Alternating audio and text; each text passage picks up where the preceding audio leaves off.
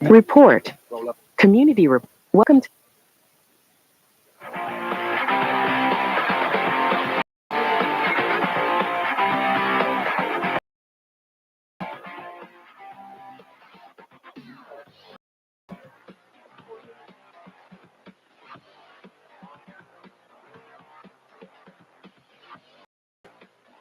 Good evening, ladies and gentlemen. Welcome to another production here on the Open Mic Broadcast Network. Should say evening, afternoon here on the Hill, Coach. Prairie A&M University homecoming. Yeah, it looked like the weather spared us a little bit for a while. At least people can get in the stadium for a while and hopefully enjoy a great homecoming atmosphere. It looked like the lower half of the what we call the home team side or the press box side is pretty much getting filled in, and I can see quite a few seats up top. And like I said, I like to see this thing packed out and let everybody enjoy. I think it's going to be an easy victory, and get out of here with nobody getting hurt, and have some good times after the game, and sort of. Said the Panthers coming in riding a 4-game winning streak, but huge victory last week over Southern. Coach, you kind of improvise on why that was a huge victory for the Panthers. Well, the big thing is they undefeated in the conference race, and it gave them a tiebreaker over pretty much anybody that can catch them, with the exception of maybe Pine Bluff. But a whole lot of things have to happen for some teams to catch them right now. So, like I say, we just want to have a good game here. They had a statement win last week.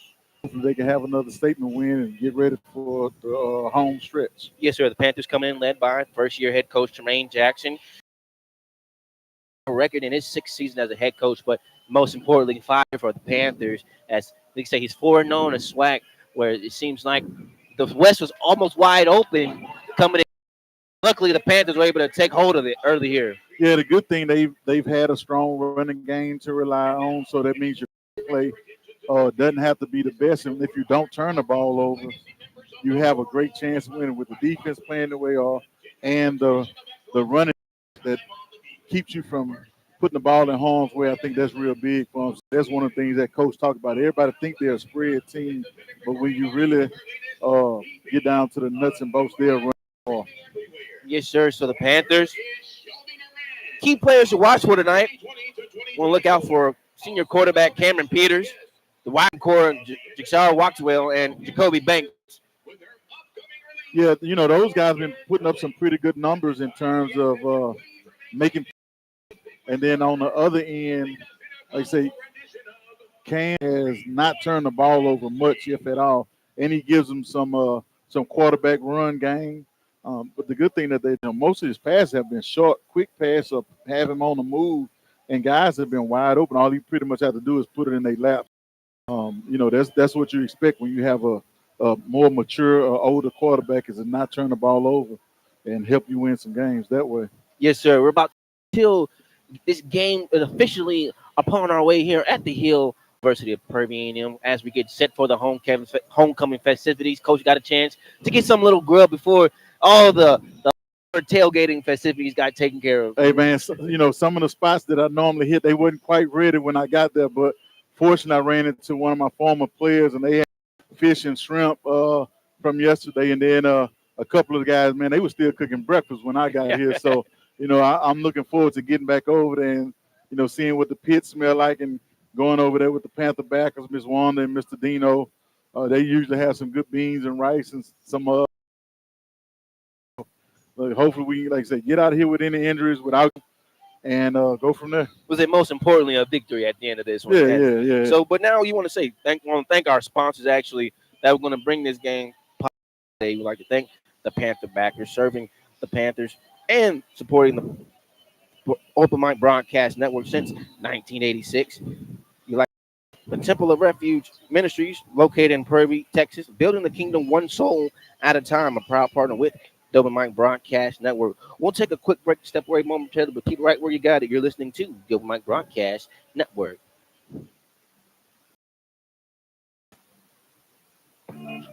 the Southwestern, also known as the SWAC, has become one of the leading sports associations in the world of collegiate athletics today.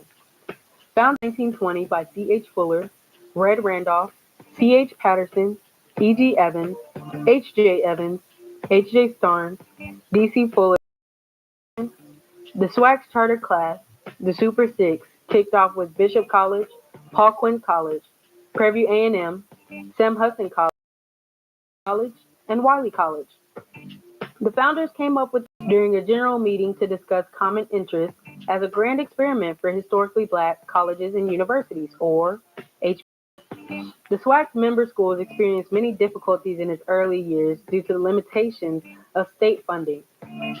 Never stopped sponsoring competition among its members and student athletes. Though only one of the original members of the SWAC still remains, the SWAC continues to be among the best in collegiate sports. The SWAC is one of two Division I conferences whose current membership is made up of 100% HBCUs. Its current members include the last remaining charter member, Prairie View A&M, and others like Southern University, Texas Southern University, Grambling State University, Jackson State University, Alcorn State University, Mississippi Valley State University, Alabama University of Arkansas at Pine Bluff, and Alabama A&M. As the SWAC continues to grow in prominence, so does its membership. At the start of the 2021-2022 academic school year, Florida A&M University and Bethune-Cookman University will join the SWAC as its 11th and 12th official members. Championship competition currently includes men's competition in baseball, basketball, cross country, football, golf, or track and field. Women's competition is in basketball, bowling, cross country, golf, indoor and outdoor track and field, soccer, softball, tennis, and volleyball.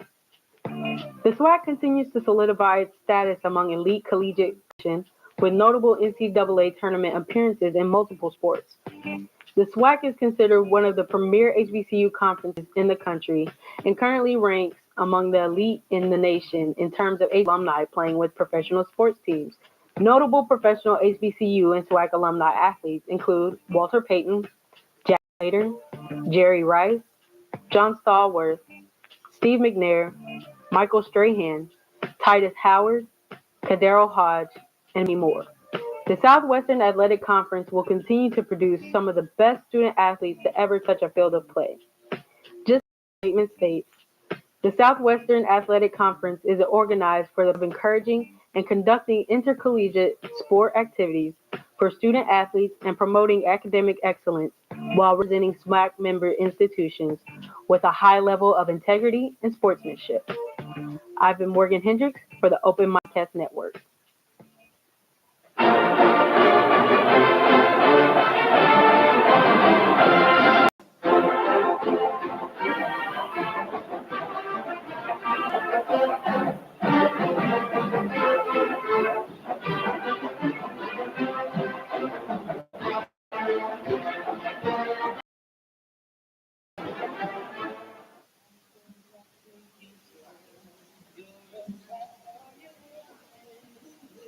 And welcome to the Mike Broadcast Network here at Panther Stadium, where we're getting set and ready for the Prairie View University's homecoming game between the Lincoln University, Oakland, and Panthers. Right now, like I said, trying to advance overall record to 6-2 overall. This is a non-conference game, so they won't have a chance to improve their record to 5-0. But nonetheless, it's always a good chance. Walk out here victorious and, most importantly, healthy, Coach.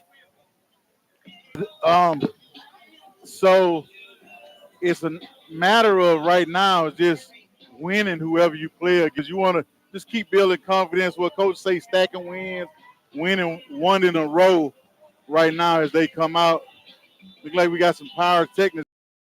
It don't hit that the netting up there, so we'll see. Well, hopefully, like I said, we will be gracious for us today. It was raining earlier. They had to cancel coming the parade for the community due to so much rain earlier, and we got a lot of it that came, bulk of it last night, and it just seems like the sun is out here today. It looks like it's a beautiful moment right now. Yes. It can turn ugly at any moment. And hopefully it'll cloudy but not rainy and keep us cool as we are in the concourse broadcasting the game today. And I've been be a few guys that played for me and Coach Frazier, some of the age generation. Now, I just saw one of my guys. He's a Conference USA referee. So Chris Ford, Val Ford, no relation, but just it's good seeing those guys now coming back to games, some disposable income, and supporting the next generation of Panthers. Yes, sir. Temperature should be about like 76, but good temperature all the way around. This is what they say good How you football doing today? weather. You don't have to be like you used to, especially Uh-huh. in the Texas weather, Coach. Hey man, it's a little different. It's almost like no matter how warm, there's gonna be some humidity that you have to factor that into how you dress. And it's not windy right now, so we like a little bit more wind. It's earlier, and then just kind of it just cools Yeah, down. yeah. I guess on those all the population is starting to come in inside the stadium. All this body heat. So it ought to be hopefully a good game for, like you say, hopefully Prairie View will be able to get some of the twos and threes. Like we say, all them guys that complain about they should be playing, today is a to get a chance to play. And if we were playing somebody that was not very good, I would tell my guys, hey man, play well enough so your buddy that you say you love can get a chance to get in the game and make some plays, whether it's on offense, defense, or special teams. Has won the toss and will defer until the second half. They will be coming in wearing black helmet with a orange stripe going down the middle, a white top, black number outlined in the orange, white pants. Team Panthers coming wearing the purple helmet, university logo on both sides, purple jerseys with the Panther going across the chest, gold numbers outlined in white with the gold pants, with some gold socks going. It's a nice clean look for the Panthers. Would you say, Coach? Getting set. Teams are making their way out onto the field. 52 seconds away, so we'll take a quick step away until they can honor America. But when we come back, we'll have the opening kickoff for this game. Keep right where you got it. You're listening to the Open Mic Broadcast. Community Report, powered by the Open Mic Broadcast Network, the voice of student athletics. Community Report. Hello everyone, and let's talk football because starting Wednesday, October 8th, 2025, the gridiron goes nonstop. For the next days, there will be at least one football game every single day, college or NFL. That's right, we're entering one of the most exciting stretches of the sports calendar, where football takes center stage across all levels of play. Fans can expect a steady lineup featuring schools and teams from every corner of the country. You'll see action from the Power Four conferences, the Big Ten, SEC, ACC, and Big 12, along with the group of 6 leagues that continue to deliver high-energy matchups and surprise performances. Those include the American Athletic Conference, the Mid-American MAC, Mountain West, Sun Belt, and the Independents. This marathon stretch of games means something's always happening. Weekday kickoffs, Friday night features, Saturday rivalries, Sunday and Monday NFL games, and even midweek college showcases. As teams hit the midway point of their season, conference races start tightening up, bowl eligibility comes into focus, and playoff positioning becomes part of every conversation. Expect dramatic finishes, breakout players, and a few underdogs who shake things up. For fans, this dream it, talk it, and live it. Whether it's a national spotlight game or a small school showdown, football is everywhere for the next 7 weeks. So buckle in. 49 straight days of football are underway, and every one of them has a story to tell. Thank you for listening to the Community Report on the Open Mic Broadcast Network, serving the community through faith and athletics, the voice of student athletics.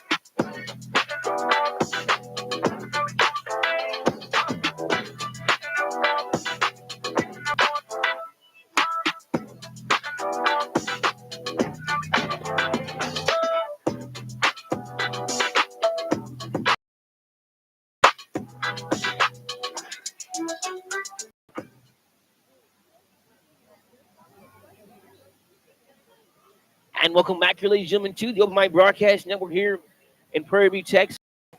On the hill where the Panthers are getting set to take on the Lincoln Oaklanders. Back deep to this kickoff will be number 15. Cedric Bird to kick. Short squib kick. Muffed by the Panthers at first, now picked up. Trying to run to the outside of the numbers. Number 22. That is Ashton Ojoku. Ojoku's able to get a good almost to midfield right there, Coach.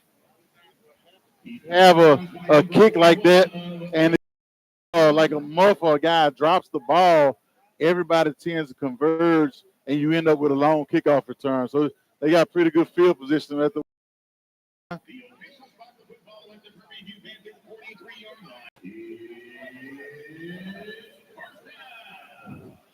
So 1st and 10 for the Panthers.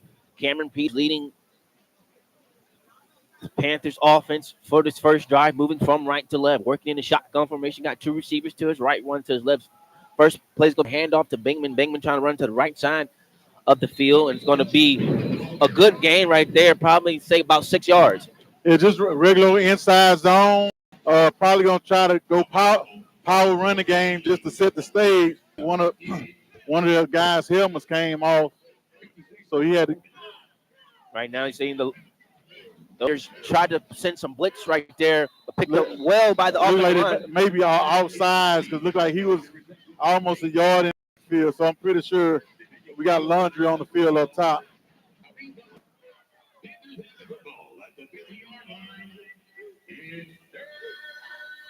See, they don't even know because the flag was thrown way on the top side of the field. Yeah, so it's going to be a replay. I was going to give him a first down, actually, because it was second and four. Yeah. And the offsides penalty, they took it, which it was good that it happened because it ended up being a tackle at the line of scrimmage. So the first penalty was against the Oaklanders for 5 yards, so it'll be a 1st and 10 starting.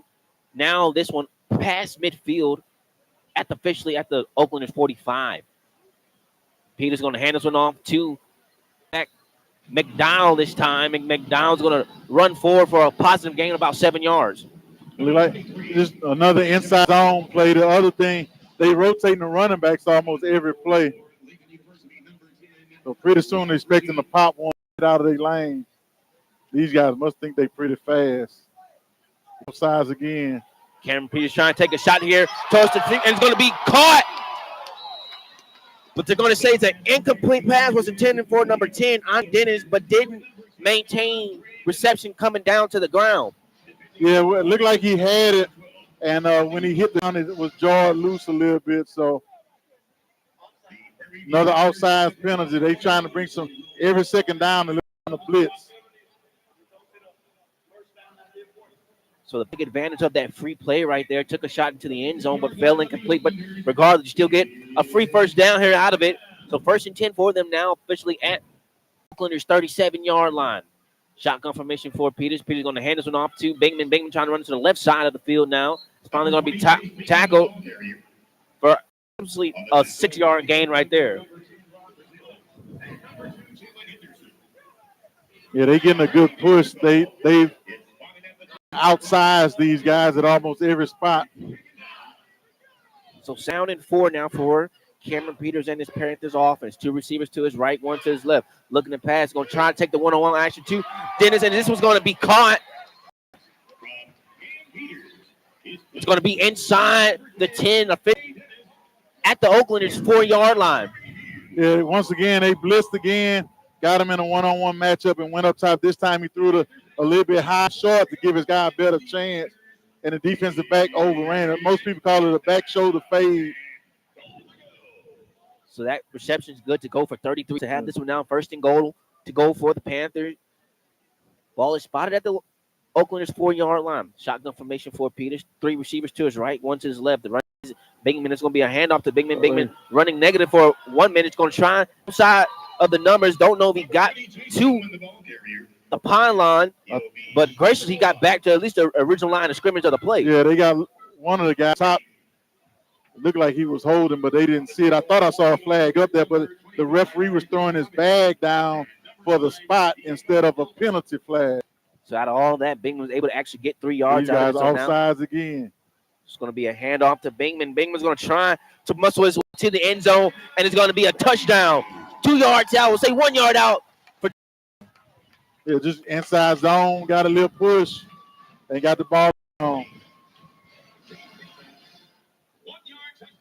So a good full first drive for the Panthers. Able to mostly stick with that run game and get it in with Chase Bingman. So the point after attempt. The Panthers will be number 47, Aiden Webb. The wind is starting to pick up here, kind of blowing more towards the north side of the end zone, but doesn't affect Webb on the point after attempt. So the kick is up and it's good. So 11 minutes and 46 seconds remain. The Panthers are able to capitalize on their first drive to take the early lead. 7-0 is our score. We'll take a quick break. We'll keep right where you got. You're listening to the Open Mic Broadcast Network.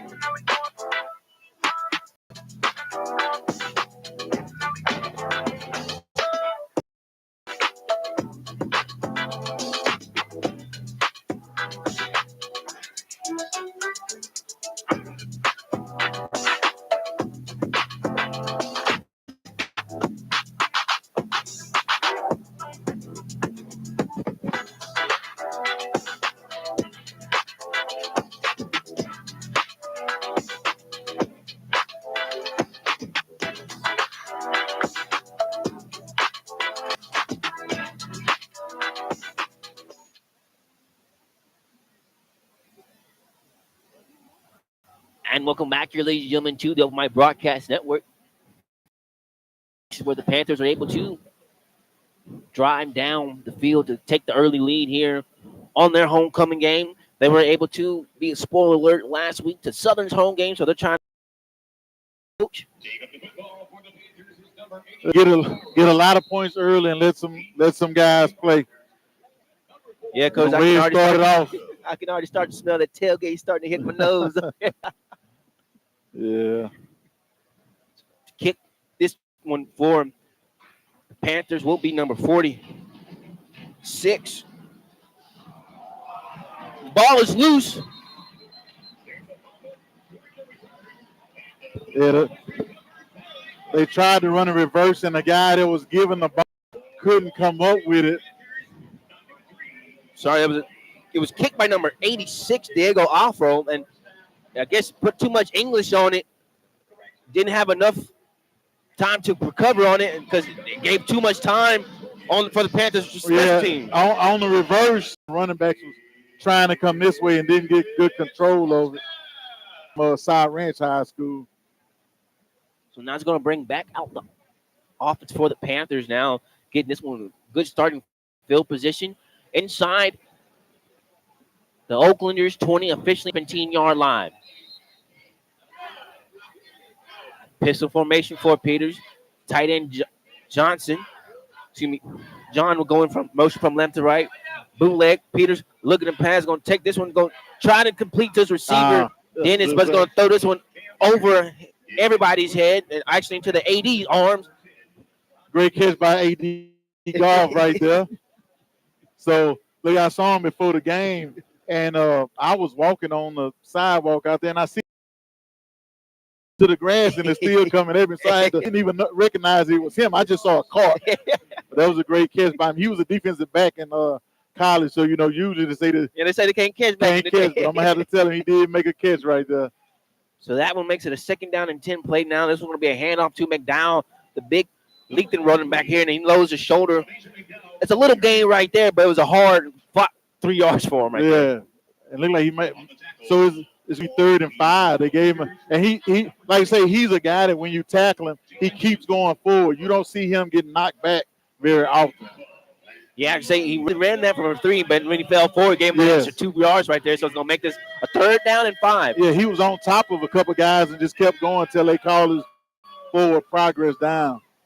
See, McDowell was able to this week because the play was not blown dead. Tried to see if he can recut that one here. This will hand off again. It's going to run this one up the middle of the defense. Going to be close. They're going to give it to him, look like. Yeah, if he was able to slip through that hole right there, that would have been a touchdown. Just try to go right by the ankles, coach. Yep. Yeah, good job finding the sticks right there. So now it's going to be a 1st and goal now for the Panthers. Official spot is at the 6-yard line for the Oaklanders. 10 minutes and 22 seconds remaining here in the 1st quarter. Panthers are trying to add on to the early lead here. Yeah, I think they're going to end up maybe the second of the running clock if this keeps up. I see one of my former players who was a starting defensive tackle on our championship team, and I actually trained her for us, and he made a lot of good plays for us. I saw him in Baton Rouge. Looked like they're going.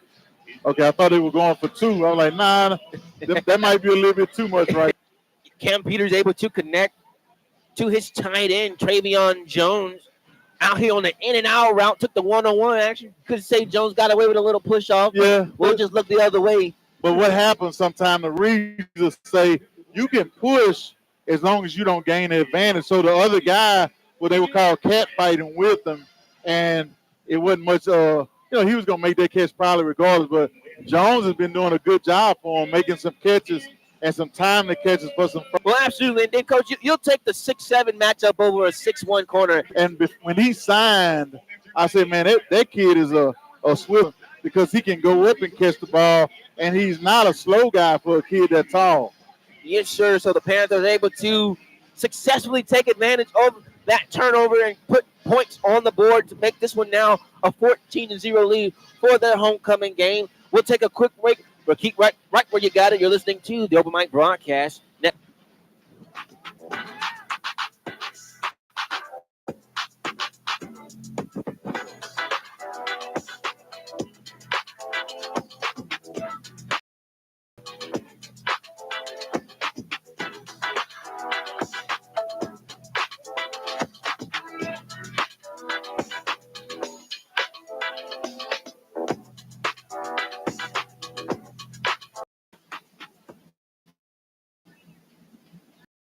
Welcome back here, ladies and gentlemen, to the Mike Review. We'll take a quick break. We'll keep right where you got it. You're listening to Broadcast Network.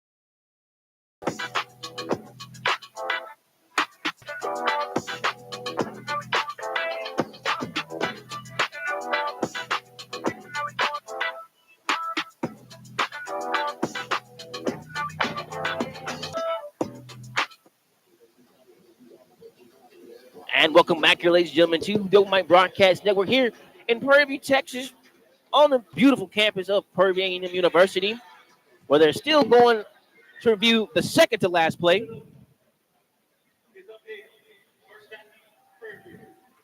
What's up, man?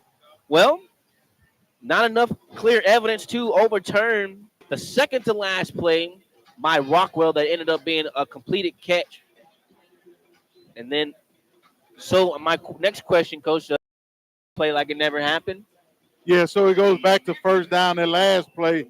If they get the buzz, whatever happens, they'll take it off. And a lot of people don't like that. It's like, if we ran the ball, let the play stand at half. Now, first and 10 now for Peters' offense. Two receivers to his left, two to his right now. Offense looking the left side of their respective side to get the new play call. Play clock is down to 2 seconds. Don't know if the Panthers are going to be able to get this one off in enough time and get timeout. Yeah, they set the play clock to 25. So that's one thing you have to realize. Instead of 40, it goes to 25 after penalty or whatever. Not even a penalty, but if it's a stoppage in play, they'll reset. And so sometimes you don't look at it, but they know where the play clocks are. So that's something the quarterbacks have to deal with. And I think what they saw, Lincoln a look, and they probably had a play, but they saw a better play that they had for the look, but didn't have time to get to it. So it's going to stop the clock at 3 minutes and 30 seconds here. Panthers leading by a score of 14-0 over the Lincoln Oaklanders right now. And I'd like to remind our that you can join and become a listening partner at the Open Mic Broadcast Network by clicking the donation button. And also you can share your scores and stories on our 24-hour message line at 6-463-2405. Again, you can text and call that number at 936-463-2405. The Temple of Refuge Ministries also like to invite you out to each and every service at 10 a.m. Central Standard Time by dialing 857-777-0000. Again, that number is 857-777-0000. Teams are getting just about their last preparation out of this 2-minute TV timeout, Coach. But the atmosphere is all that we came to be expect here on the university, huh? Yeah, you see people trying to in on the quote-unquote home team side, but, it's still but I know a lot of times they want to sit on this side to see the band and all that type of stuff.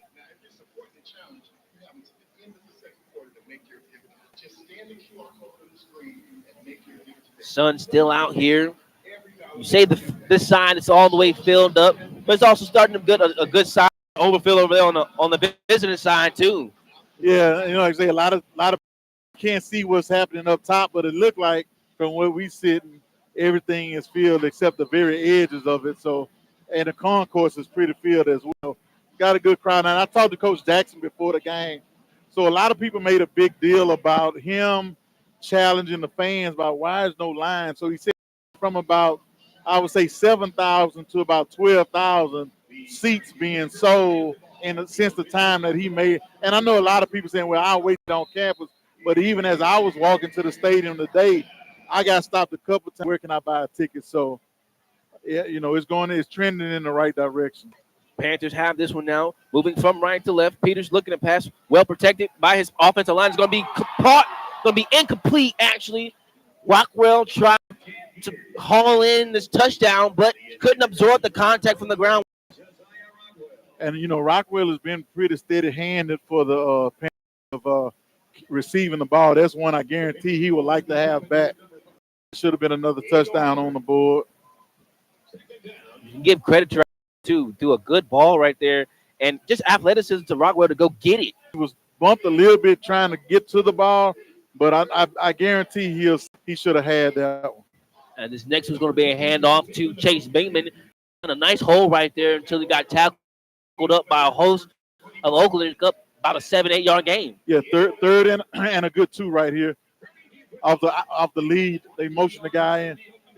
So now you see they bringing in another tight end. He looks more like a tight end, and you have McDowell back there. So I'd expect McDowell to get his hands on the ball some kind of way.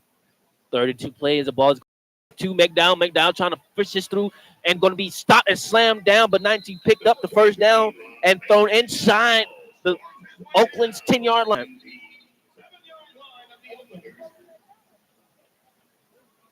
On the tackle for the Oaklanders, number 21. It's Prairie View football. The official spotted at the 8-yard line of the Oaklanders. It's first down. So first and goal for the Panthers. And you can see.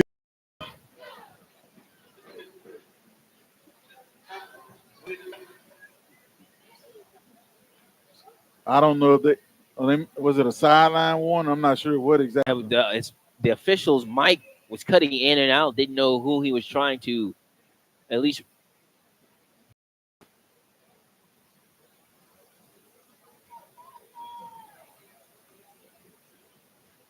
I didn't think the Panthers got a sideline horn. I didn't hear them playing, but resume back into action. First and goal for the Panthers. Shotgun formation for Peters. Looking to pass. Got him wide open. Missed him. Going to take this one, and it's going to be incomplete. He had him open early. Soon as he came off the line of scrimmage, he was wide open. Didn't have the best technique, so he threw that one off his back foot. Probably could have set his feet and made a better throw. You can say he kind of had his eyes stuck on one read right there. Was trying to kind of came back to last man. Tried to hit Jacoby Banks, but that ball was a little hit the back side of an Oakland defender. So now it's going to make this a second down. And there's no face guarding in college football, so that was a good play. You can see the guys discuss what should they be playing right here. We got another late like I say, they don't have some bad looking guys. They just not very big. Referee call everybody move except the center. But if the center say, man, y'all not supposed to move till the ball snap. So right now, the little plays getting a little bit sloppy out of the hands right now for the Panthers. So they're trying to see if they can correct things here and end this drive with at least a touchdown. Coach Jackson sort of getting disgusted with what's going on. Missing a read here. You got 3 penalties on this drive so far. So those are some of the things that he's definitely going to have a chance to get behind on tomorrow. So John, the tight end, comes in motion from right to left. Peters in the shotgun formation, going to roll to the left, looking to pass, going to lead. Him and Jones are not on the same page right there. It's like Peters tried to connect with Jones right there to throw it to him. Then Jones just decided. Well, they brought some pressure from Cam's right side, which made it hard to get his hips flipped to throw the ball. And then Jones was rolling this way and ran out of space, so he decided to go back. But most of the time, you tell your shallow guy, match the quarterback, and if you run out of space, turn up, don't go back. So now it's going to be a third down. It's a third and goal for the Panthers. Ball is spotted at the Oaklanders' 13-yard line. Clock's going to stop at 2 minutes and 4 seconds here in the first quarter. Shotgun formation for Peters. Get the ball, look at the pass. Going to throw this into zone. Is going to be incomplete. Tried to connect with Rockwell, but tight coverage right there by the Oaklanders. Yeah, they probably could have got him for holding, but because of where the referee was, I'm talking about the defensive back, he couldn't see it because of his position on the field. So not bad. I always tell him grab the hip instead of the jersey because the referee can't see when you grab the jersey. So on to attempt this 30-yard field goal from the right hash will be Aiden Webb when not showing a problem here. So this should be an easy kick for Mr. Webb. Hold us down. The kick is up, and it is good. So the Panthers are able to extend their lead here on the homecoming afternoon. 7-0 is our score. We'll take a quick break, but keep right where you got it. You're listening to the Open Mic Broadcast Network.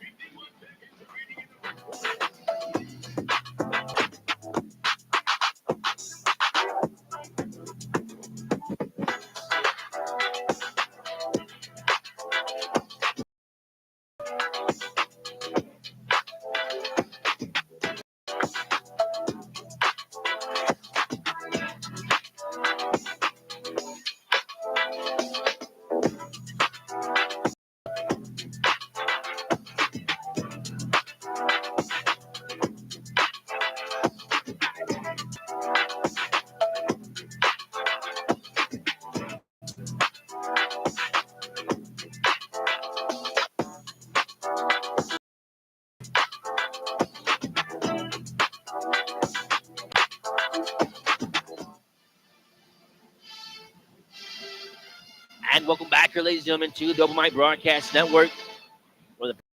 We're able to end that drive off with a 30-yard field goal. Not how you want it to end off, but it ends off with points, Coach. Yeah, you take it. And the good thing about it, your kicker some confidence going into the next game as well. Just like making a free throw, getting a layup, get your confidence up. Kick goes into the end zone for a touchback. Oaklanders will get this one back.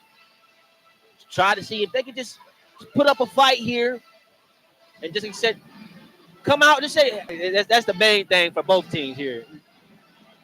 Get a win, be healthy after the end of the day. So now Carney and his offense will come out here working at their own 25-yard line. Two receivers to his right, two to his left. Again, the Oaklanders coming wearing the black helmet with the orange, with the burgundy outline in yellow, white pants. We got another stoppage in the play right now. Timeout. So we'll stay right here on the timeout call by Lincoln. As for the Panthers come in wearing purple jersey, purple helmet, logo on both sides of the helmet on the jersey, white gold numbers outlined in white, gold pants. It's good to see that the Panthers are trying to bring back that gold look, Coach. Old gold or San Francisco gold that's not yellow. So I know sometimes, they'll complain about gold versus yellow. I know and one all person that. that will complain pretty hard about it. Oh, man. I tell you what, I used to get left out the different uniform. We don't have black in our uniform or something like that. But, man, when I was here, we didn't have these great facilities. So you try to do something different to catch a kid's eye. And, that's sort of how Oregon started with, we're going to fool them with uniforms, and then we're going to get some of that Nike money and make it work. I just saw one of the Panther backers, and he helped us get Jerry Lovelock when Jerry came on a visit. Sort of mom came down and was like, I need to make sure some men are around to make sure that he does what's right. And lo and behold, I saw Jerry today. I hadn't seen him in a long time. Him and his three kids got hands, so it was good to see him. That's what it's all about. Yes. The alumni to regain and talk about the good things of life. And now we're getting ready to resume back into action. There's going to be a pass. Carney had the running back on the wheel route and just overthrew him. If he's able to connect, right, you tell the frustration that the running back is having right now. If he connects on that, the only person that's on that side is the linebacker that ran with the wheel route. He's 5 yards behind him right there. Yeah, and like I say, man, when you playing back, kind of things that happen. Joker wide open, either quarterback open, and the Joker don't catch the ball. So that's par for the course, as they say. So 2nd down and 10 now for the Oaklanders. They're going to have this one still at their own 25-yard line. Man comes in motion from right to left, so it's going to make 2 receivers to the left, 2 to the right. Running back moves in motion from left to right. Now Cardinal gets the snap, looking to pass, incomplete pass, trying to connect with the wide receiver that came just on the curl route, but overthrew him right there. Yeah, he had him. If he makes a good throw to his outside shoulder, he able to get off of that defender that was close to him. So, like you say, once again, bad football, but the Panthers don't mind. But when you get pressured too, you'll end up with some bad throws like that.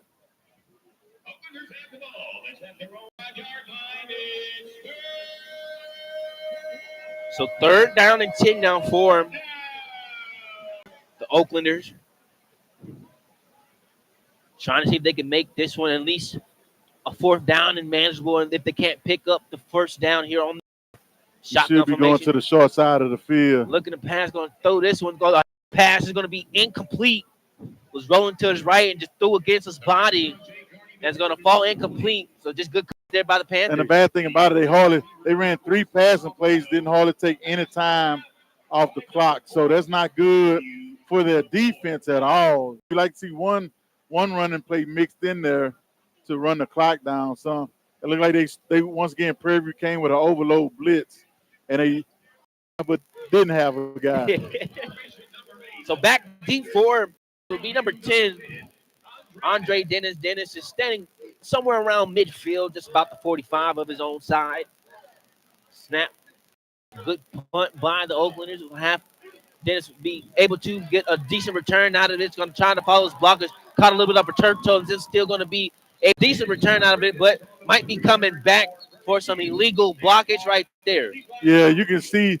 If we wasn't talking about it, wide receiver Coach Colbert played at Texas Southern. Played coach at Texas Southern. I've been knowing him a long time. He and I used to go. Cause I was a DB's coach while he was a wide receivers coach, and brings a lot of experience to the table. You can see him. What you can do instead of blocking the guy in the back, make the guy run into your back, and then you don't get that penalty call. So he's going to neglect and negate all of that hard work that Mr. Dennis just put right there and getting the Panthers in good starting field position. But they're going to still good field position, just going to be back on their own side, their own 40. Yeah, I just want to see that clock keep running, to be honest with you. Me and you both, brother. Let's get this game over with before that bad weather come in and nobody gets hurt, because it almost looked like Dennis took a little tumble when he tried to make a cut, but he was still able to keep going. So 1st and 10 now for Cameron Peters and his offense. Working in the shotgun formation. Tight end comes in motion from left to right. Got a jump right there, so the Panthers might have a free play. Not seeing any penalty markers. Now we see one coming down. And it's going to be caught by the receiver. Trying to make a cut. Still on his feet at the 20. And he stepped out of bounds right there. We could badly hit a whistle, but it must have been he did. Connected number 87, Chaney Fitzgerald right there. A huge game. You see the Tremaine Jackson trying to. And that's the example of getting the guy in much. So you might see a double pass right here based off the way that they lined up out there. So then an onside play. The Panthers smartly declined it to take the big play. So now it has this one inside the Oaklanders territory, officially at the Oaklanders 22. This ball's going to screen pass to the running back, Chase Bingman. Bingman's probably only going to get about 4 yards on that reception. Yeah, get the ball to your playmaker. And they should have had there 4-on-3. You take 2nd and 5. They took another timeout. Probably tell that team is gassed over there. Don't have too many substitutions over there. So they have to elect just to try to take a timeout to give that defense a little. So that's one of the things I was talking about. When you know you outnumbered, you shorten the game, and then you threw 3 passes in a row and barely run 12 seconds off the clock. So that's what I was talking about.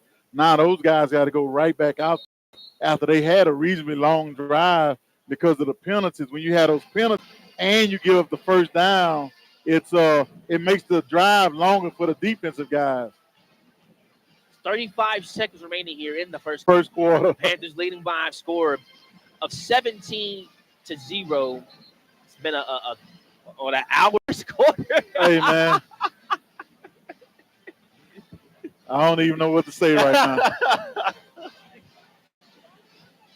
To break out of that timeout, it'll be a 2nd down and 5 now for the Panthers. Hit fast forward on the clock or something like that. Shotgun formation for Peters. One receiver to the right, one to the left. It's going to be a handoff to Bingman. Bingman makes one defender still on his feet, and Bingman's going to be in for the touchdown by Bingman, coach. Yeah, I thought they had him around. He shook one guy and then ran through an arm tackle of a guy that's much bigger than him.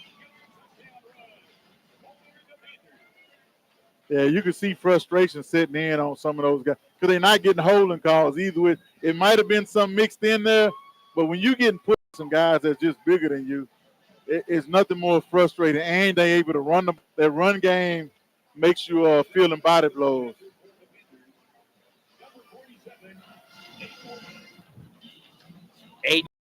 On to kick. A point after the attempt. Head official standing in the way, but now. Yeah, when they substitute like that, they have to. And I think he was telling one of the guys too. So if you watch the guys at the edge, the guys from Prairie View grab them and throw them down. So they've been complaining about it. They didn't have to do it that time because he didn't go. I saw one of the guys talking to the referee about it earlier. So you can say the rain is starting to make its presence known now. You see, the guys up here, when we would be at practice, they would laugh. I say, man, y'all smell that?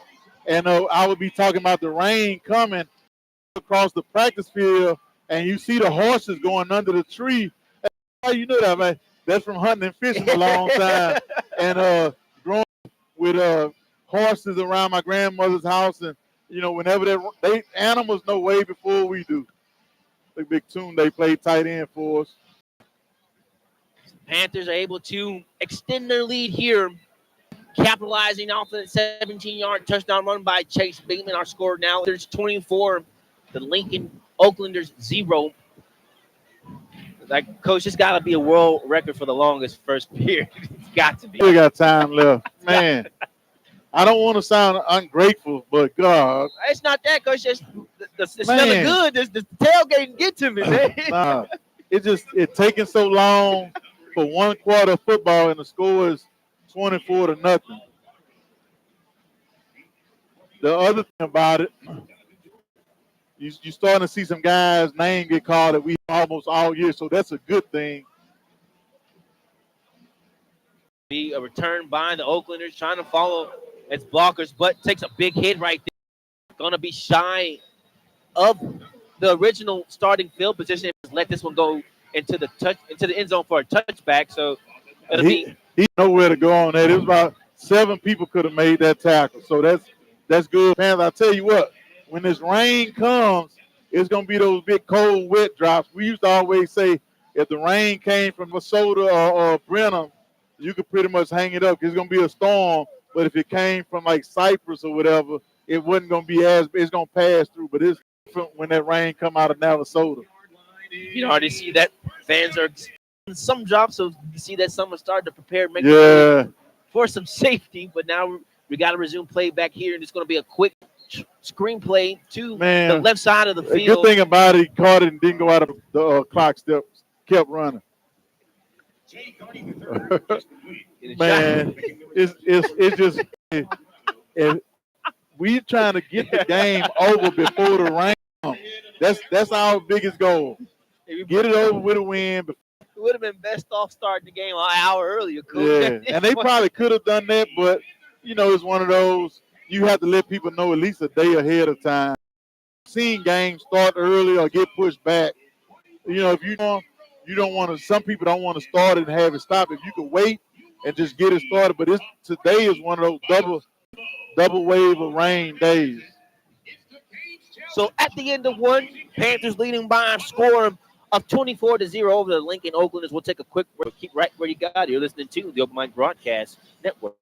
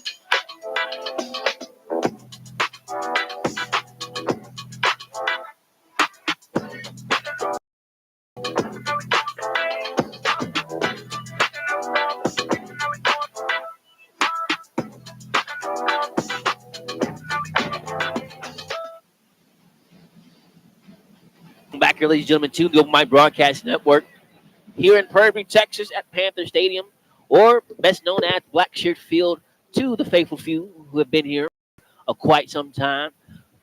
Panthers leading by a score of 24-0 over the Lincoln Oaklanders. It almost seemed like everything is just taking a long time. The TV timeouts taking everything. This has been the longest quarter of history. Now I'm saying, look at them. You think they concerned about what's going Oh, on? no, not at all, Coach. Not at all. Hey, it's good to have this, but at the same time, you're like, hey, man, stay focused. And them dudes probably look like stay focused. Our walk-ons probably could beat these guys. But it's like you say, it's good to see guys that don't get to play often get in the game. Hey, Coach, look, my man, maybe get some room out. Eligibility left. You might could get in and go make a tackle or get a 5-yard I'm run. going for the NIL deal. Yeah, That's all I'm going for. So now this is going to be a second down segment for the Oaklanders. They're going to have this one now moving from right to left on your down. Shotgun formation for Carding. Carding looking to pass, going to try to avoid the pressure and throw it incomplete pass. Going to be off the foot of a lineman. He'll have a signs right there, but like you just said, Coach, why are we passing the ball here? Look, I went to a ninth grade game last week, and the coach passed the ball every play, even though they were clearly out. Like, even the parents for the other team was like, hey, run the ball so we can get out of here. So clock's going to stop at 14 minutes and 52 seconds here. Third down and 11. Man comes in motion from left to right. Cardinal looking to pass, going to step up in the pocket, but it's going to take a big hit. It's going to be sacked right there. A helmet does off, but luckily it wasn't the quarterback taking the big hit right there. Offensive lineman, I don't know if they got hands to the face, which is you hardly ever see a lineman's helmet come off. Let's see. We can see the replay, and which is not the best angle on the camera. Looking more at the ground, the turf. It's a little bit of hands, but not enough to get a call. So going to So force. good thing about it, the clock is 19. Punt that almost got blocked by team. Dennis could have did something spectacular there, taking the right time. I thought he was going to take it on a big hop. Yeah, he took it on a big hop. I always tell guys, lower your waist, let it go. But if you get it on a big hop, go ahead on the take it.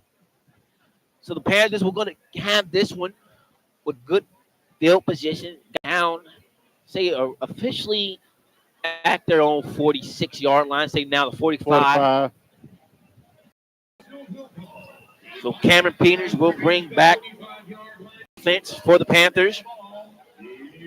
McDowell will be the running back, lined up next to Peters on the right side. Two receivers, two Peters right, one to his Oaklanders corner on the right side, kind of showing some press right now. See if Sean cover 0. Well, cover 1. Because I see one guy still in the middle of the field.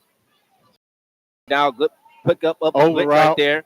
By McDowell's going to be completed pass to the receiver Dennis, and is going to be inside the Oakland territory. They ran, we call it a double over.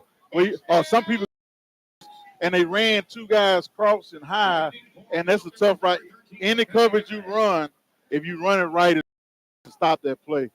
It's going to be a handoff to McDowell. McDowell trying to run to the left side of the field, and it's going to be met of Oakland defenders right there, but able to pick up. Don't know how he picked up a 9 yards right there. Just stay behind. Amazing what'll happen when you're a big guy. So he's only 7 now. So second down and 7 for Peters. Peters looking to pass. Pocket collapse on him. It's going to be thrown down for a sack, but we do have a holding call on 72. Probably ran a defensive line stunt. You almost come out better taking depending on how many yards he lost.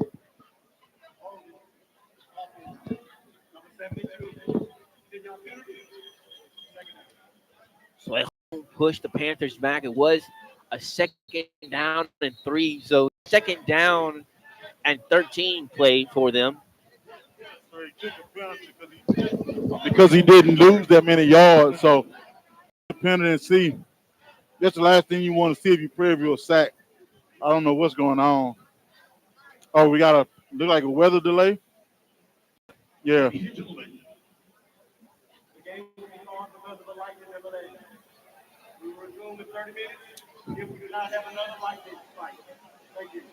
Well, as you just heard, really, everybody's supposed to leave out concourse.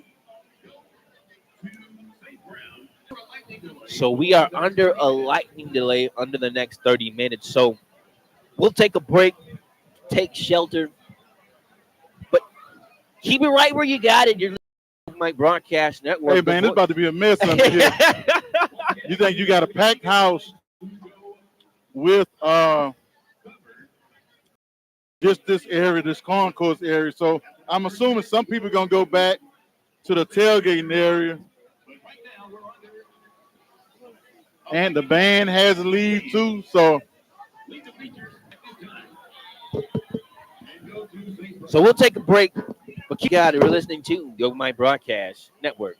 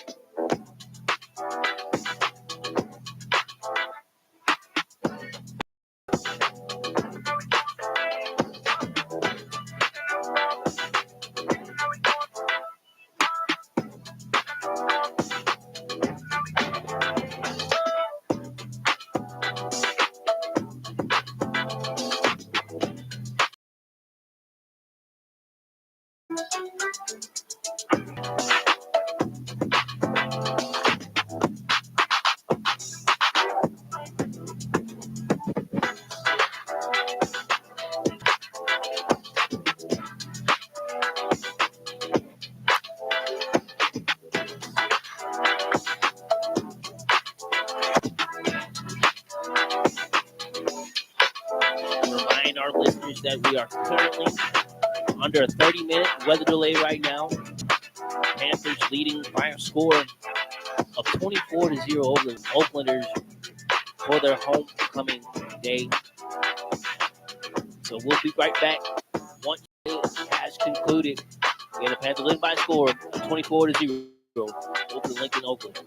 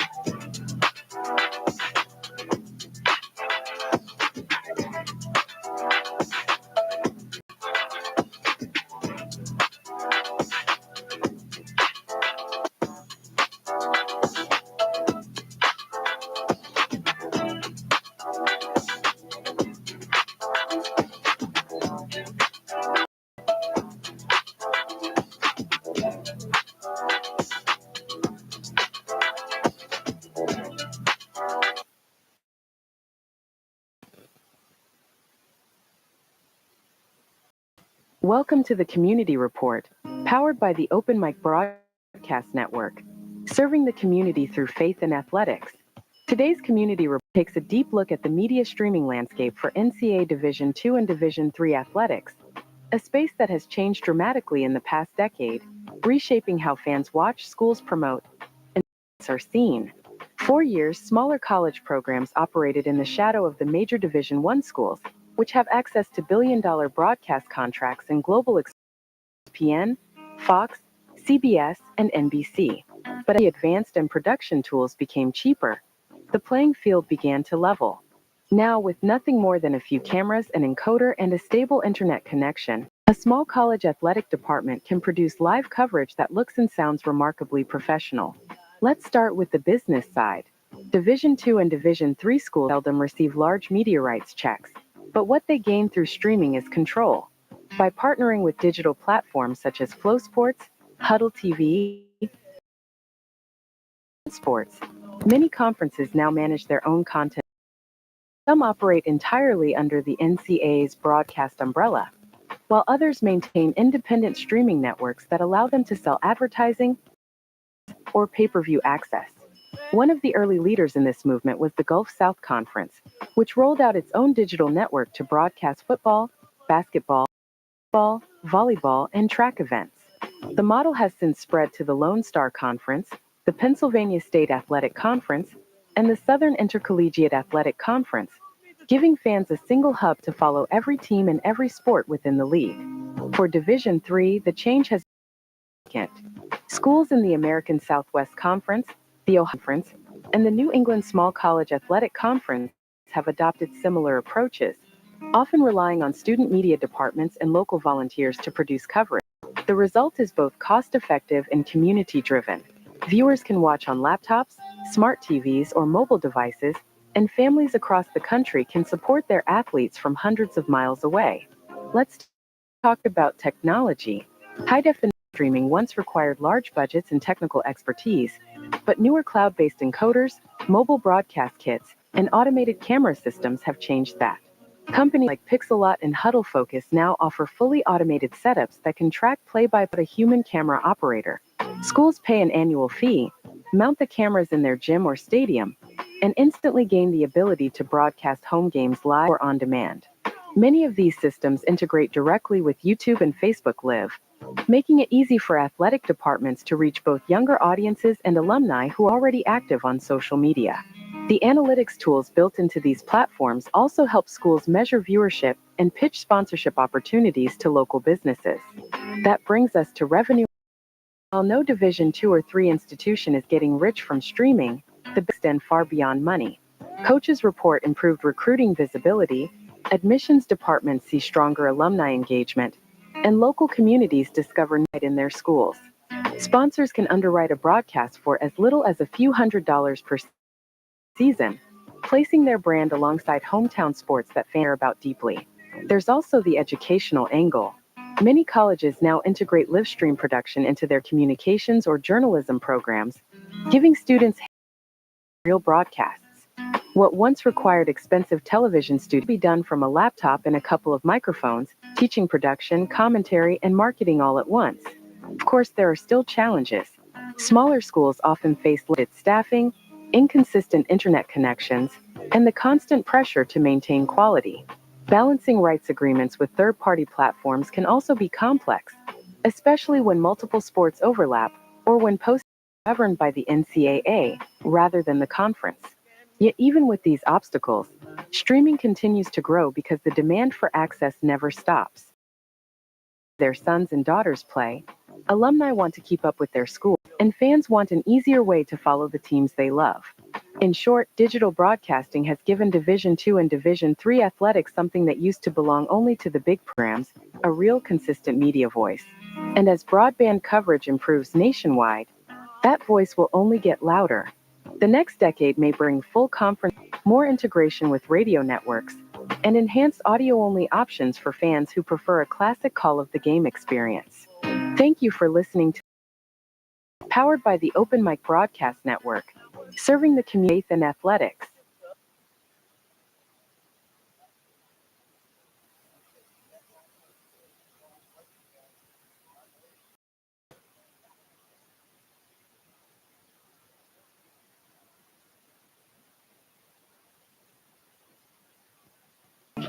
The Southwestern Athletic Conference, also known as the SWAC, has become one of the leading sports associations in the world of collegiate athletics today.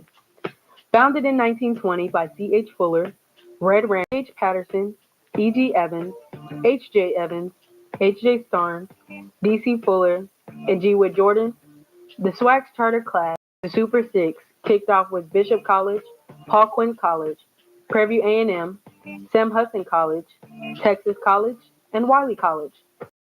Founders came up with the league during a general meeting to discuss common interests as a grand experiment for historically black colleges, or HBCUs.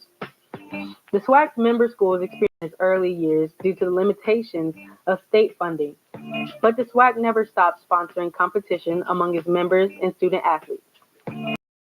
One of the original members of the SWAC still remains. The SWAC continues to rise in prominence among the best in collegiate sports.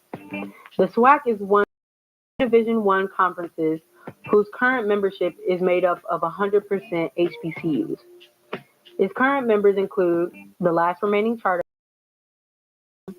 and others like Southern University, Grambling State University, Jackson State University, Alcorn State University, Mississippi Valley State University, Alabama State University, University of Arkansas at Pine Bluff, and Alabama A&M University. As the SWAC continues to grow in its membership, at the start of the 2021-2022 academic school year, Florida A&M University and Bethune-Cookman University as its 11th and 12th official members. Championship offered by the league currently includes men's competition in baseball, basketball, cross country, football, golf, tennis, and indoor and outdoor track and field. Women's competition is also offered in basketball, bowling, cross country, indoor and outdoor track and field, soccer, softball, tennis, and volleyball. The SWAC continues to solidify collegiate competition with notable NCAA tournament appearances in multiple sports. The SWAC is considered one of the premier HBCU conferences in the country and currently ranks among the elite in the nation in terms of alumni playing with professional sports teams. Notable professional HBCU and SWAC alumni athletes include Walter Payton, Jackie Slater, Jerry Rice, John Stallworth, Steve McNair, Michael Strahan, Titus Howard, Kadero Hodge. The Southwestern Athletic Conference will continue to produce some of the best to ever touch a field of play. Just as the mission statement states, the Southwestern Athletic Conference is organized for the purpose of encouraging and conducting intercollegiate sport activities for student athletes and promoting academic excellence while representing SWAC member institutions with a high level of integrity and sportsmanship. I've been Morgan Hendricks for the Open Mic Broadcast Network.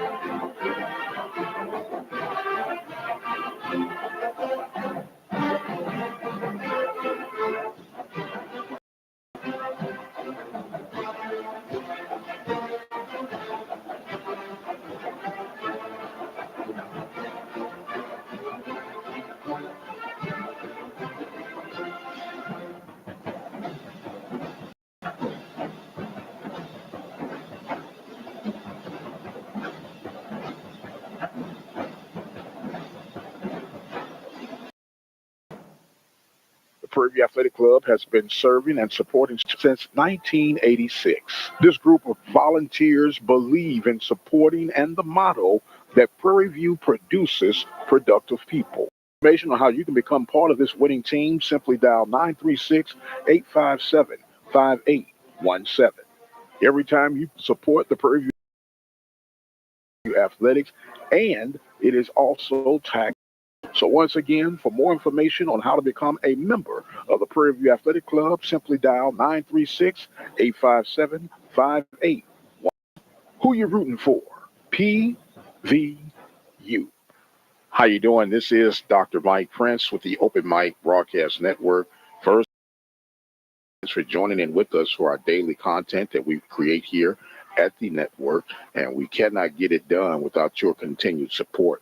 And we are now in need of your support for our listening partnership, which starts from September 1st through the 30th, to help us continue to build the necessary tools and training guide for our broadcast coverage. We are extremely proud to be partners with Waller County, Texas for sports broadcast coverage since 2000. We were awarded the 2012 Media Excellence Award from the Texas Association of School Boards, and we are continuing. Our network has contributed to many students building and extending their careers through our training for jobs and internships in sports media. We have a simple philosophy here at the Open Mic Broadcast Network: love what you do, simplify what you do, and master what you do. Those three elements involved in our movement, we take pride in teaching the principles and the technique career in media broadcasting. We provide real-time, on-the-job training for our student broadcasters, which help propel them various entities of the sports media market. Help us continue to give the gift that keeps on giving today. You can visit our website at radio.com. This is a great opportunity for you to continue showing your support for us here at the Open Mic Broadcast Network, while helping continue to provide the integral teaching of our student broadcasters.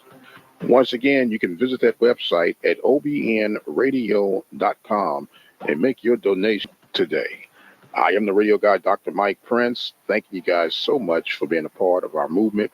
And until the next time, you guys be blessed on the other side.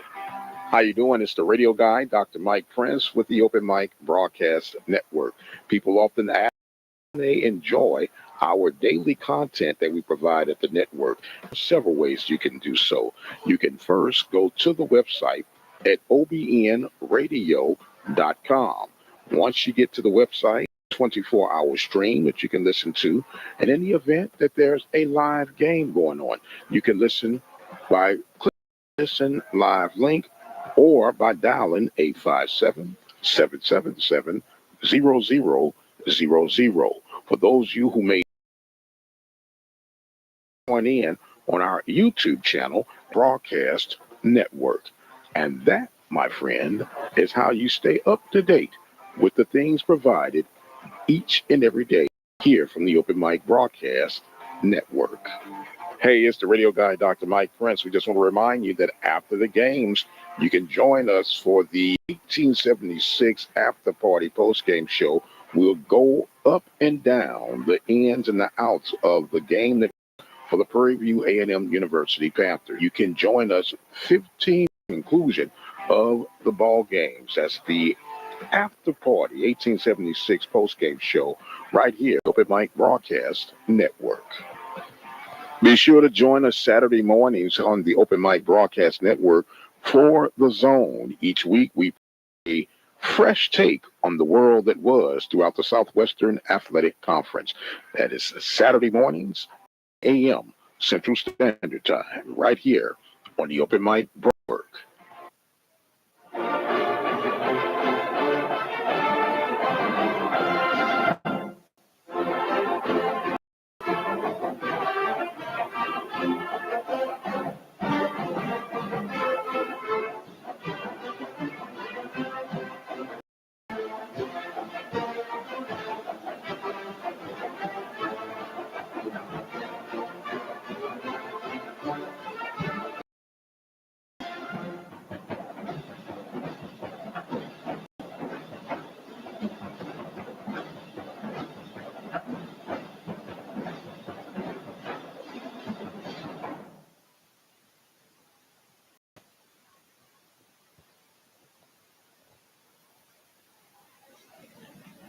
And welcome back here to the Open Mic Broadcast Network. Weather delay right now. Panthers leading by a score of 24-0 over Panthers. We'll be right back. They're starting to make their way back out to the stadium. So hopefully this game can and all in the favor of the Panthers. We'll be right back. You're listening to the Open Mic Broadcast Network.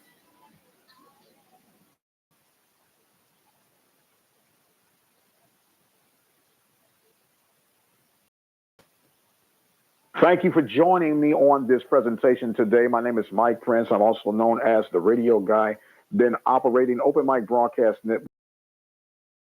There's a simple purpose and motivation for why I'm putting together. I want to help people. I want to help people get their visions and dreams off the ground without you going broke. It's really that simple.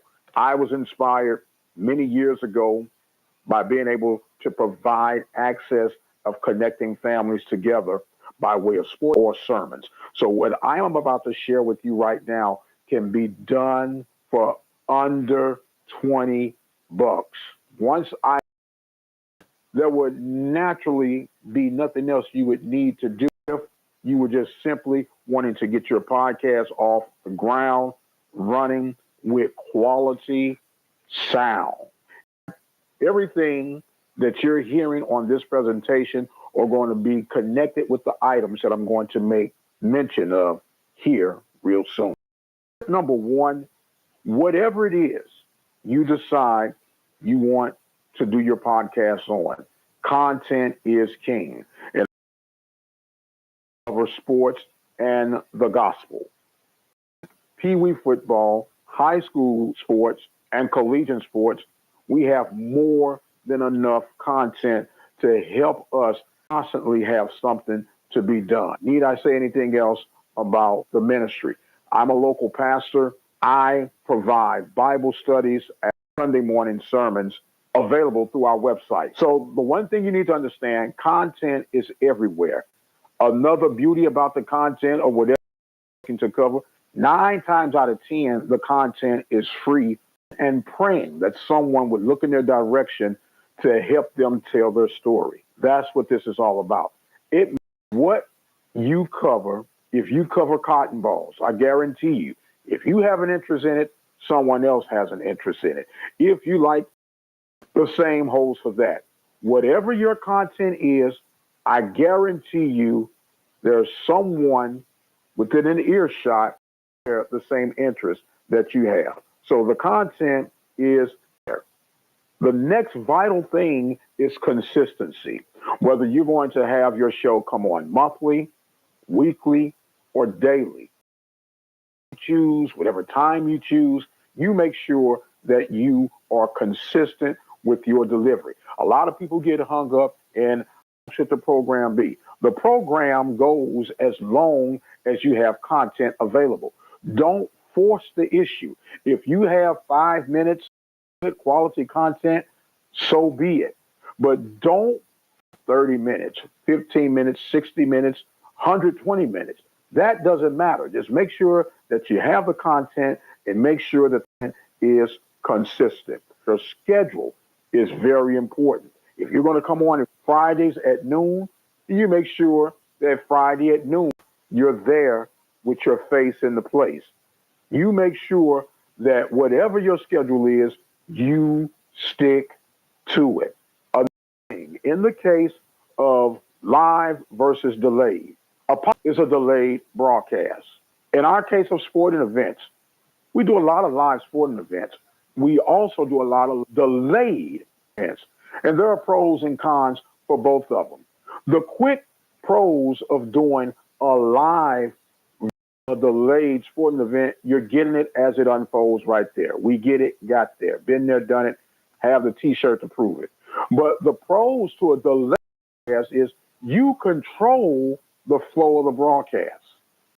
Simple tip, when you're doing this, you don't need expensive mixer. You probably are listening to this presentation on the very device that you can use. That's your cell phone. We're going to get into that in just a few moments. You control the flow. Once you have the content flowing in the event of a live broadcast for a football game, we know time, we know that there are timeouts, this, that, and the other. You might be, you have no support, no sponsorships. Using this technique will help you down the road. Here it is. The action, simply hit the mute button on your phone. The mute button on your phone will serve as an indicator when you go to the editing process of how and where you need to cut for your content to be one seamless stream of. For example, at the end of the first half of a football game, pause or hit the mute. You hit the mute, gather up and tally your stats, unmute, give a report on what the halftime stats are, hit the mute button again, half starts. You then go, unmute, start the second half of play, and let the game continue. Once you get done with your broadcast, you go, download it, fuse it all together, bingo, you have your presentation. It's really that simple. Here's an idea for you. If or one that really, you like the sports, but you don't want to spend 3 or 4 hours to cover a football game. Here's one just for you. You can simply develop a rapport with your local coach, with a regional coach, or even a national coach. Do enter your phone using the very tools that we're about to share with you. You can capture the conversation using software of your choice. We'll break that down in just a minute. You have a show ready to go. If you're not into the sports, you might be into politics. You can do your local government.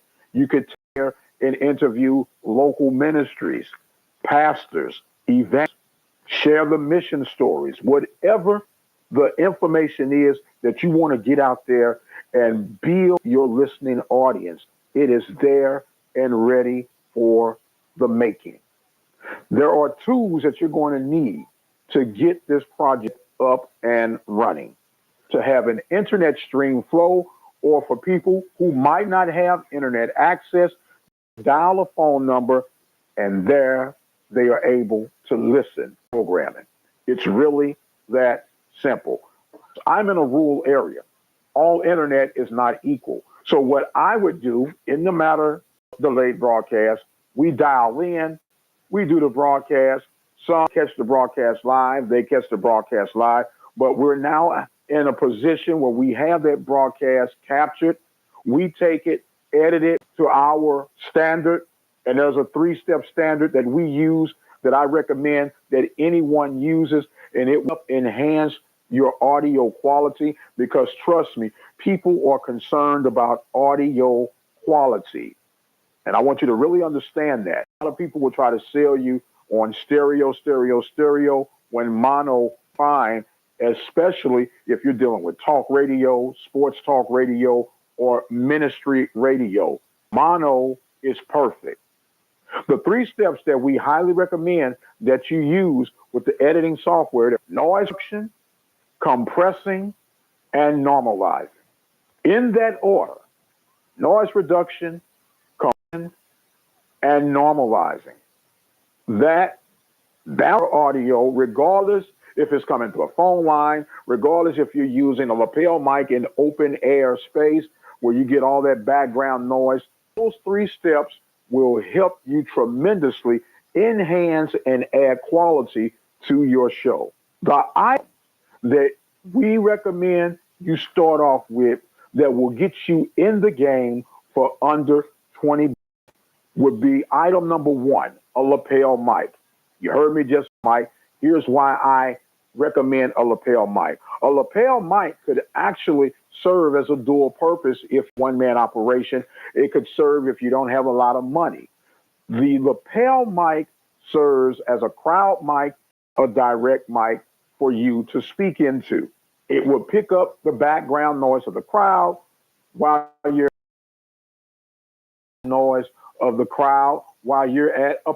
while you're at a community event, or while you're at a church service. So it serves that dual purpose without you having to invest in a whole lot of equipment.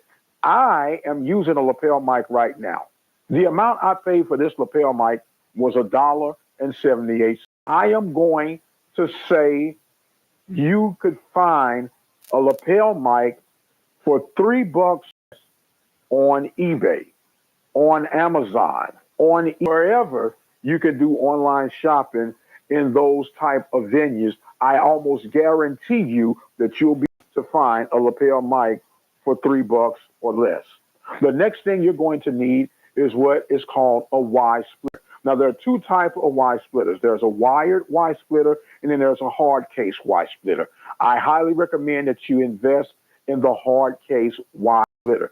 They might be a little bit more expensive, but you should not be able to $3 for that hard case Y splitter. And the reason being is that when you get over time of wear and tear of the wire, it creates a more of a static sound, which is not a good, pleasant sound when you're trying to get shows together. So far, we spent $3 on the lapel mic.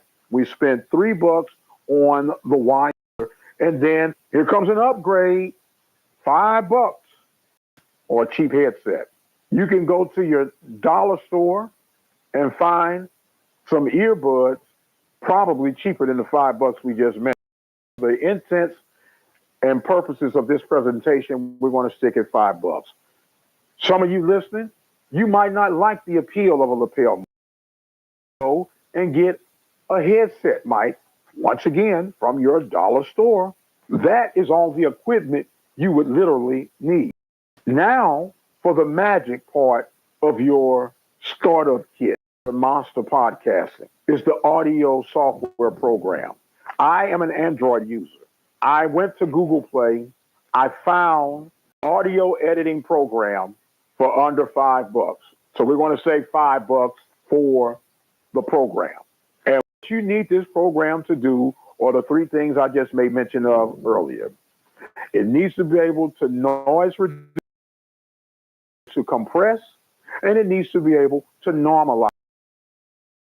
The MP3 method, because we do talk shows and sporting events, and the other items that I just made mention of to you, you could get for under $20. Our talent is $16 for this presentation. It is really that short, that sweet, that simple. I developed a motto over years. Love what you do, simplify what you do, master what you do. With that motto, we've been able, heard me mention, and we are able, a podcast that is received throughout the nation. The proof is in the pudding. You can visit at obnradio.com. You might not be in a situation where you could actually afford a mic. No need to worry. No need to panic. You could use your Facebook page. You could create a Facebook page absolutely free. You could use Twitter. You could use Instagram, or you can even use YouTube. YouTube is a that could help spread your content. That we made mention of came out to $16, if not less, but definitely less than $20. And you could be podcasting today. It doesn't take $1,500 of equipment. It doesn't take $500 worth of equipment. It doesn't even take $100 worth of equipment. I hope this information was enlightening for you. I hope this information was inspirational for you. And if this was of any value to you, I would encourage you to stick around and reach out to me by way of Twitter at The Mike Prince Show. I am the radio guy, Mike Prince. Thank you for joining us. You guys be blessed. And until the next time, we'll see you on the other side.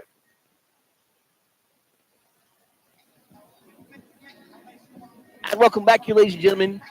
Here on the Open Mic Broadcast Network, fans are making their way out back to the stadium.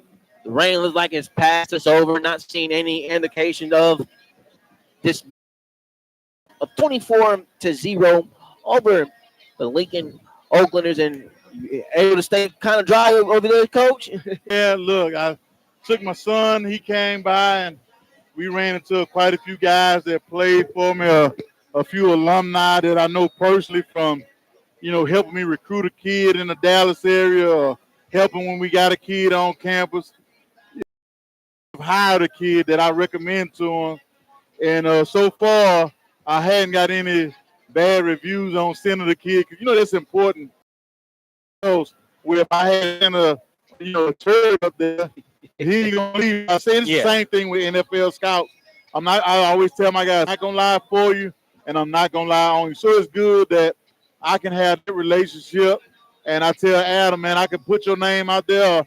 I'll introduce him. He's a freshman at Prairie View. He's majoring in such and such. If you need an internship, call me. Yes, sir.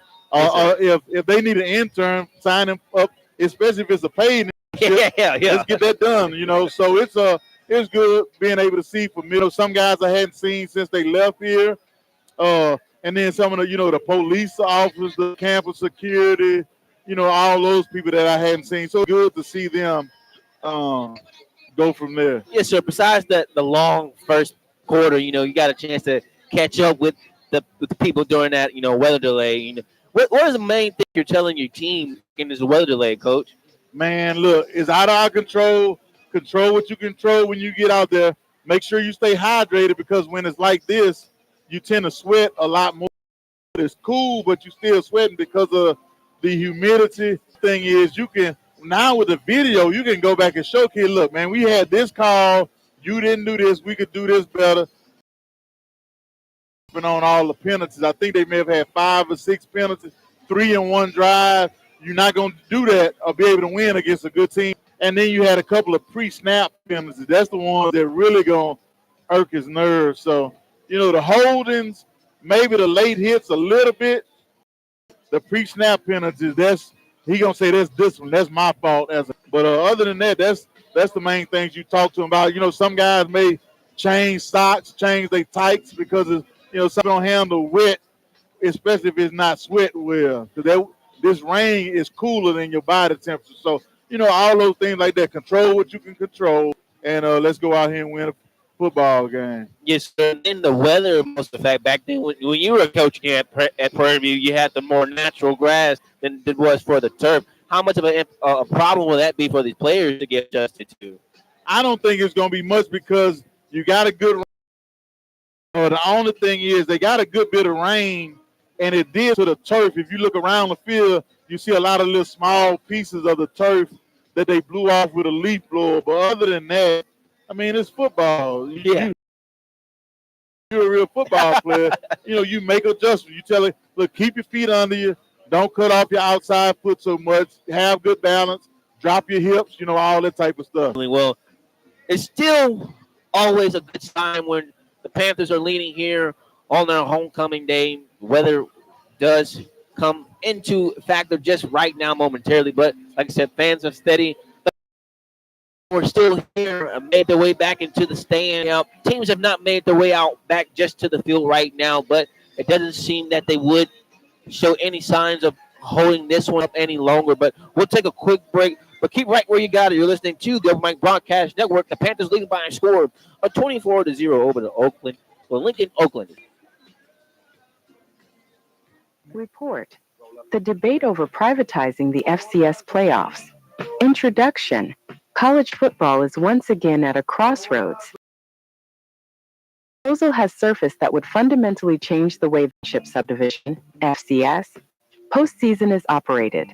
Instead of the NCAA controlling and managing the FCS playoffs, a private equity-backed entity or outside management group would take over scheduling, marketing, and media rights. Supporters of this plan argue that it could bring more exposure, stronger media partnerships, and increased revenue to a division of football often overlooked. Critics, however, see the move as a threat to competitive balance, transparency, and the identity of the FCS. For historically Black colleges and universities, HBCUs, especially those in the Southwestern Athletic Conference, Black, and Mideastern Athletic Conference, MEAC, the implications are unique. These conferences are not traditionally tied into the FCS playoffs at the same level as others. Instead, their postseason showcase an event owned and controlled by ESPN that can meet champions against each other. If privatization reshapes or sidelines the FCS playoffs, the Celebration Bowl could either importance or face significant challenges depending on how the changes are structured. Potential advantages, pros. 1. Increased media exposure. A privately managed playoff system could secure better television contracts and digital streaming partnerships, raising the profile of FCS football nationwide. 2. Revenue. Focusing on commercialization, playoff games could generate more sales, sponsorships, and broadcast rights, potentially boosting payouts to participating schools. 3. Professional event management. Private oversight might streamline operations, improve marketing, and deliver a more polished product for fans and networks. 4. Recruiting benefits. Greater visibility could help FCS programs attract stronger recruits who want exposure on bigger stages. 5. Elevated exposure for HBCU. If incorporated properly, HBCU rivalry showcases could gain national spotlight as part of a rebranded postseason strategy. Key concerns, cons. 1. Oversight. NCAA's current role in maintaining competitive and academic standards could be weakened, leaving decisions in the hands of groups primarily motivated by profit. 2. Revenue inequality. Smaller schools and less visible conferences may not receive a fair share of revenue compared to larger or more marketable programs. 3. Capitalization pressure. The shift should prioritize profitability to fewer opportunities for smaller schools to host playoff games or participate under equal terms. 4. Travel and cost burdens. Increased emphasis on television-friendly matchups could mean longer travel for teams, straining athletic budgets already under pressure. 5. Transparency issues. A private entity may not disclose its financial models or selection criteria as openly as the NCAA, reducing accountability. 6. Competitive imbalance. Power could concentrate in a handful of strong FCS conferences, widening the gap between top programs and smaller schools. 7. Around the Celebration Bowl. The Celebration Bowl currently guarantees postseason exposure for the SWAC and MEAC champions, supported by ESPN. If the broader FCS playoff structure shifts away from NCAA oversight, there is a risk that ESPN's investment could be questioned in a privatized model. Impact on HBCUs. Exposure gains. On the positive side, Prairie View A&M and other HBCUs could benefit from broader national visibility if media partners highlight their historic rivalries and cultural significance. The SWAC and MEAC already proved that HBCUs draw strong fan interest, particularly in classics and the Celebration Bowl. Equity risks.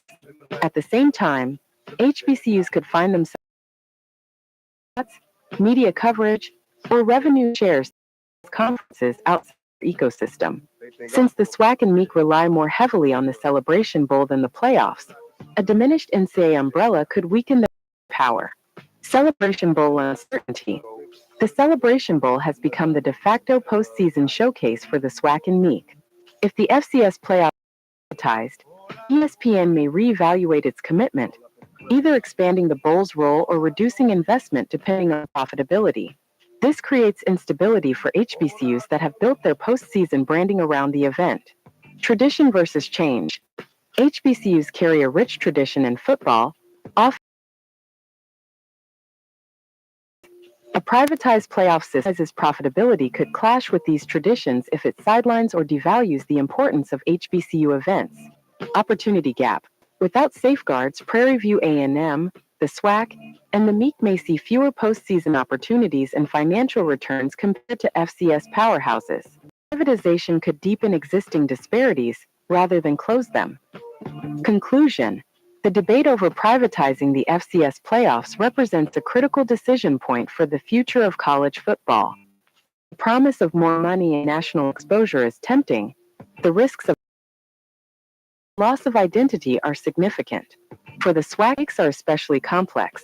These conferences are tied more closely to the Celebration Bowl than the FCS playoffs. A privatized playoff model could either enhance their visibility by folding them into a larger national spotlight, or weaken their standing if ESPN or private entities decide the celebration less valuable in a new system. For HBCUs like Prairie View A&M, the outcome could mean the difference between increased national relevance and diminished postseason opportunity. The path forward decision makers account for equity and tradition alongside profitability. Without those safeguards, HBCUs may find themselves fighting to preserve both their cultural heritage and their place in the evolving landscape of college.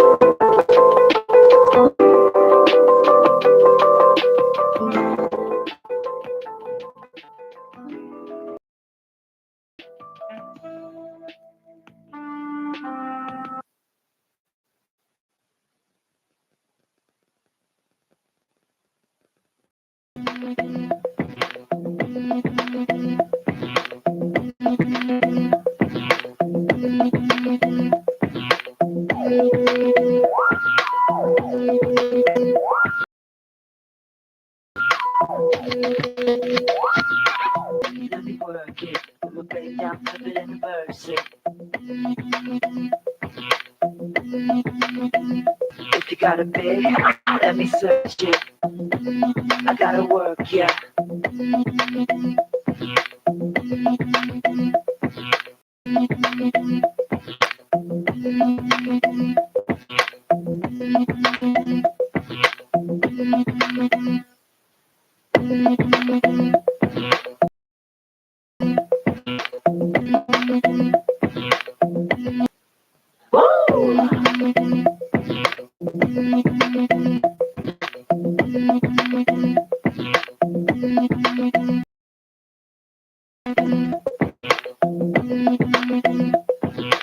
Work it. Work it. Let me work it. I'ma break down, flip it and reverse it. If you got a big, let me search it. I gotta work, yeah.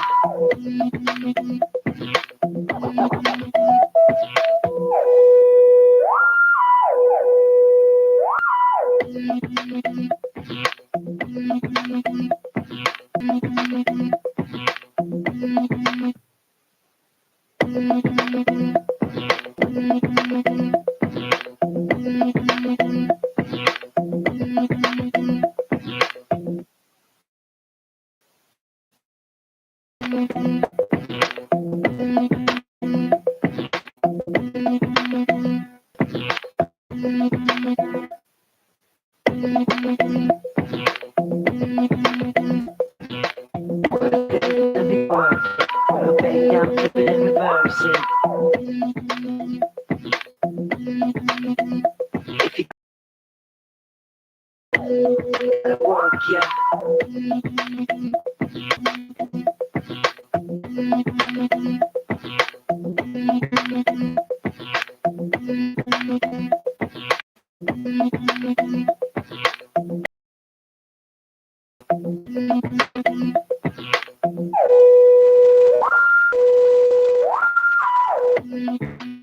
Dupa, papa.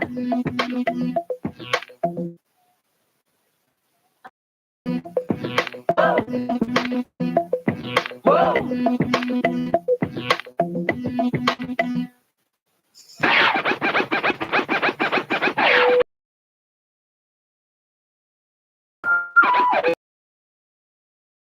Work it. Lay down, flip it and reverse it.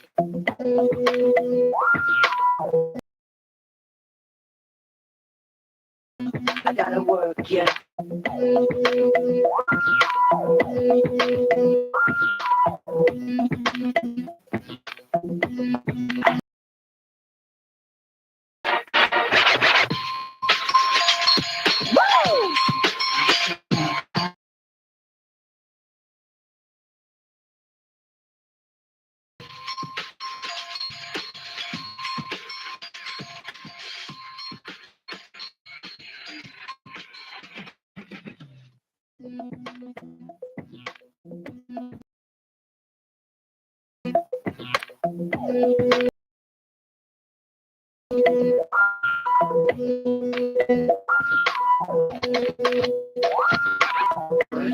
Let me work it. Lay down, flip it and reverse it.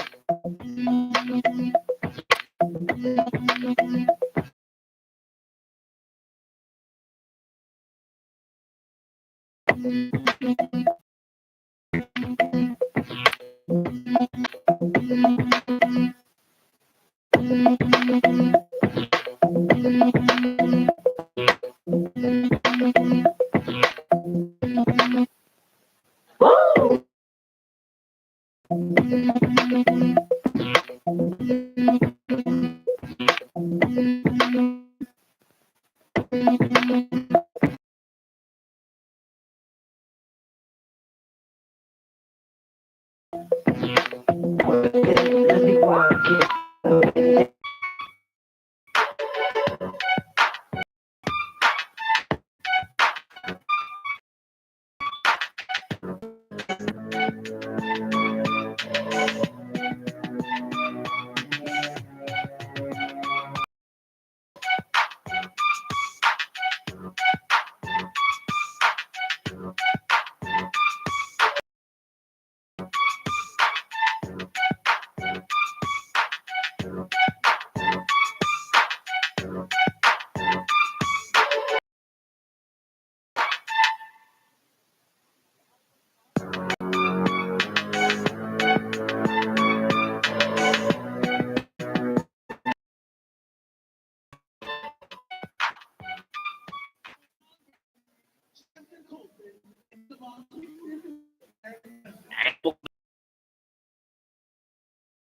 At the same time, fans got it. So it looks like we're going to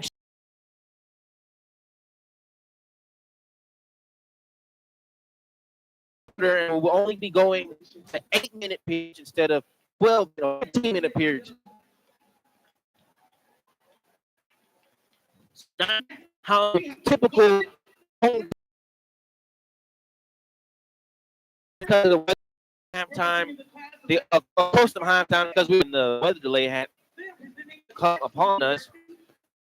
But looked like the coaches were able to come to agreement.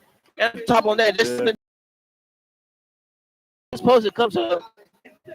They're trying to get this one off before the bulk of the rain comes back upon our way. Yeah, hopefully we can get this in before all the bad weather comes back. So